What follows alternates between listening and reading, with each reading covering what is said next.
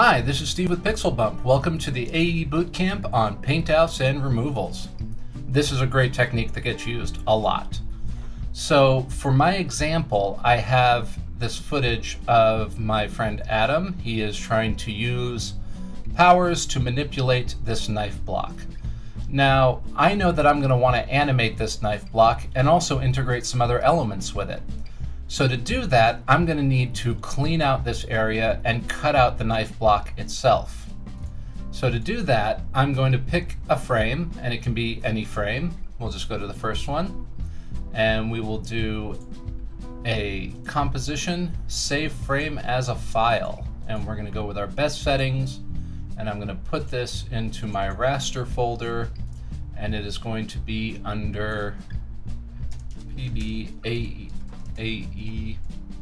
Bootcamp. I can type, and we'll call this 05 paintout source, and we'll render that out of After Effects.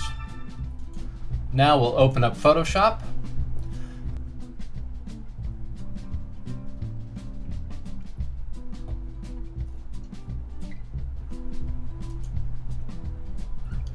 Go to our, and we're going to go to our elements raster and then pick up our footage. So let me close that out and let's get started. So I'm going to want to zoom into the area that I want to affect, which is this knife block, and I'm going to use the same techniques that we did in the last tutorial for rotoscoping and just cut this guy out.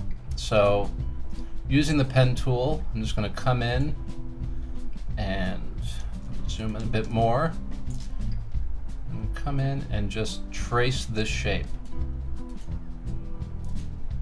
And I do believe that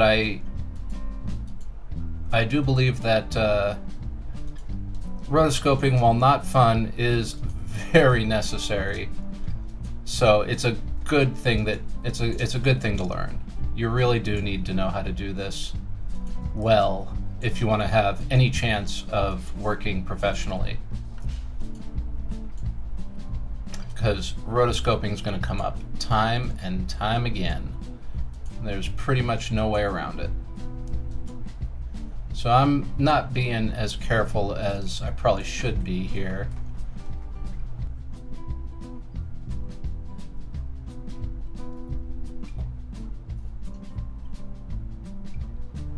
I hope you'll be a little more careful in your rotoscoping, especially when you come into the business. You're going to find, as a junior artist or an intern, this is going to fill a lot of your days, that you're going to get past shots that need to be rotoscoped so one of the other artists can use it in something that they're making.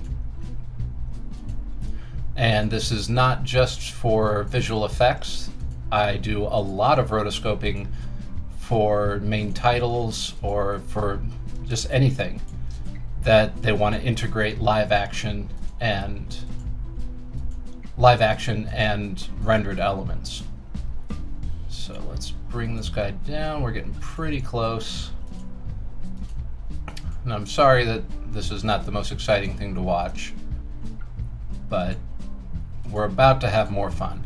So there we go. Good enough for government work. So now I can come into my paths. I can control select and copy and paste. Now I have a knife layer. Knife block layer. So now I can go in and paint underneath it. And what I mean by that is I'm going to come in and I'm going to grab my clone tool, make sure my option is selected. Let's shrink this guy down a little bit bigger than that. There we go. Yeah, somewhere around there. Let's start there. I'm going to alt click into an area that looks pretty good. I'm just going to start painting over, just removing this knife block from existence. And I'm just going to paint and paint and paint. And then you're going to probably want to go back in and smooth this out.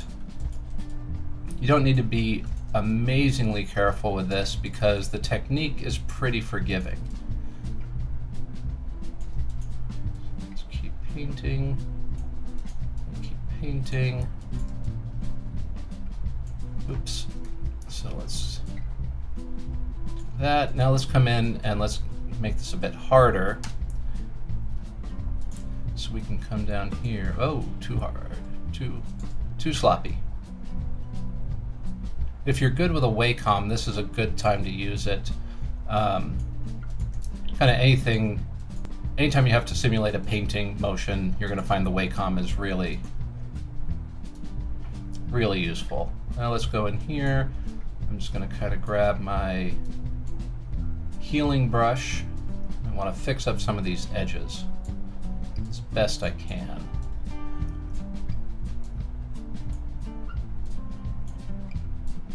Just a little bit. Maybe I'll bring back my cloning brush and I will mimic a little more of this coming down. Again, this doesn't have to be perfect because once the block is back in, it's going to cover a multitude of sins. Let's go back to the healing brush. Just going to heal, heal, heal all this back up. Now the last area that's not looking too great at the moment is here. And we need a bottom.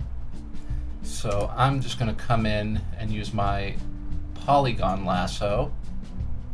I'm just going to cut across the bottom here and cut this guy out. Now you can use the pen tool for this as well. It's really up to you what you think is going to work best. So copy, paste this guy down. Let's maybe scale it up just a touch. And now I can come back to my background layer again, reselect my clone,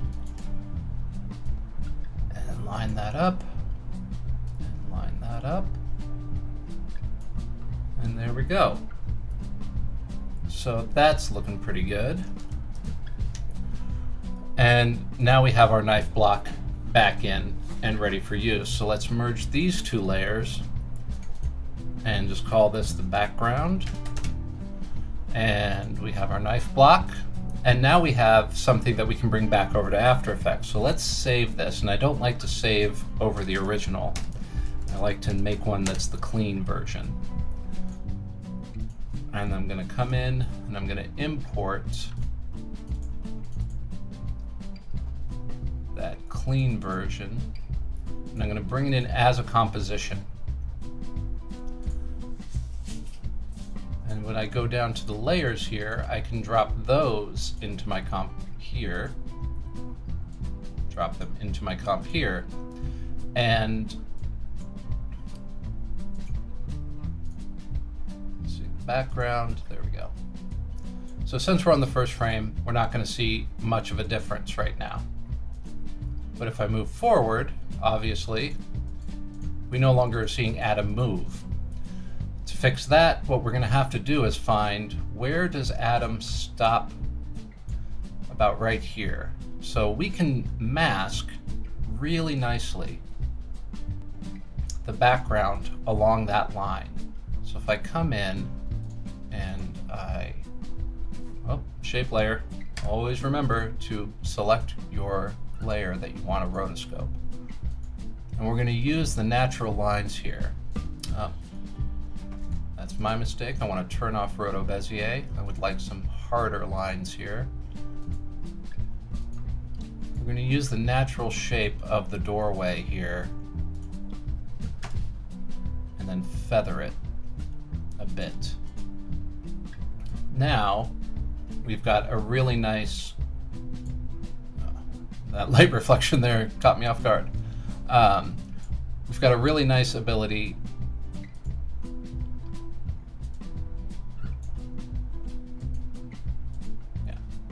So now we've got a really nice ability to come in here. We can take the rotation on this guy, spin him around, we can probably move the anchor point because we don't want it to animate from there.